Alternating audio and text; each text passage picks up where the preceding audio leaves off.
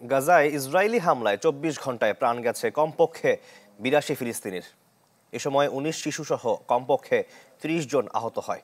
এদিকে গাজার হাসপাতালগুলোতে দেখা দিয়েছে তীব্র জ্বালানি সংকট।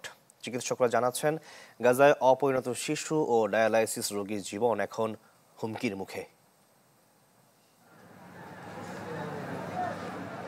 গাজায় থামছেই না ইসরায়েলি বর্বরতা। বোমা হামলার পাশাপাশি স্থল অভিযানও জোরদার করেছে ইসরায়েল। এতে প্রতিদিনই ঝরছে শত শত প্রাণ। গাজার হাসপাতালগুলোতে দেখা দিয়েছে তীব্র জ্বালানি সংকট। চিকিৎসকেরা জানাচ্ছেন, এতে অপরিণত শিশু, নবজাতক এবং কিডনি রোগীর জীবন এখন হুমকির মুখে।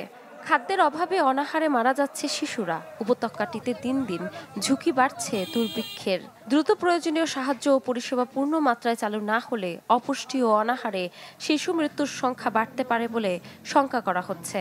গাজা শহরের হাসপাতালগুলোতে জ্বালানির সংকট তীব্র থেকে তীব্রতর হচ্ছে। নবজাতক এবং অকালে জন্মগ্রহণকারী শিশুদের চিকিৎসা দিতে হিমশিম খাচ্ছেন চিকিৎসকরা। এক ইনকিউবেটরে রাখা হচ্ছে একাধিক শিশুকে। ঢালাইয়ে দৃঢ়তা, নির্মাণে নিশ্চয়তা। প্রিমিয়ার সিমেন্ট, ঢালাইয়ের রাজা।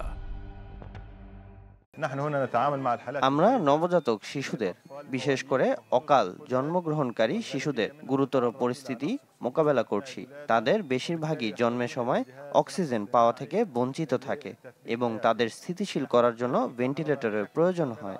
দিনে আমাদের ২৪ ঘন্টা একটানা বিদ্যুৎ প্রয়োজন। যদি এটি বন্ধ হয়ে যায়, তাহলে আমরা যে যন্ত্রপাতি ব্যবহার করছি তা কাজ করা বন্ধ করে দেবে। দক্ষিণ গাজার রাফা শহরে ফিলিস্তিনিদের স্থানান্তরের পরিকল্পনা করছে ইসরায়েল।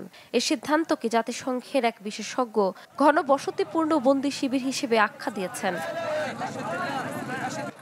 ইসরায়েল এবং হামাসের মধ্যে মধ্যস্থতাকারীর মাধ্যমে যুদ্ধবিরতি কার্যকরের আলোচনা চলছে। এ বিষয়ে হামাস জানিয়েছে, তারা ৬০ দিনের যুদ্ধবিরতিতে সম্মত। তবে গাজায় সাহায্য প্রবাহ এবং ইসরায়েলি সেনা প্রত্যাহারের বিষয়ে এখনো সিদ্ধান্ত হয়নি।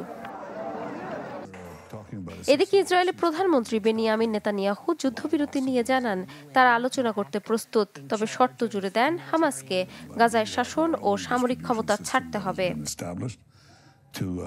ইফশিতা জামান, চ্যানেল 24।